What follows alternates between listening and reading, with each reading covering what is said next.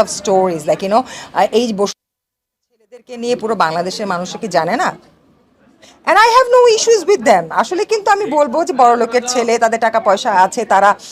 পছন্দ করে নারীদের সঙ্গ তারা এফোর্ড করতে পারছে অনেক নারীদেরকে সেই সব কিছু দিয়ে সেই নারী সঙ্গ পেতে তো দিচ্ছে করছে তারা তাদের মতো থাকছে হ্যাঁ তারা তো কেউ কাউকে জোর করে নিয়ে আসেনি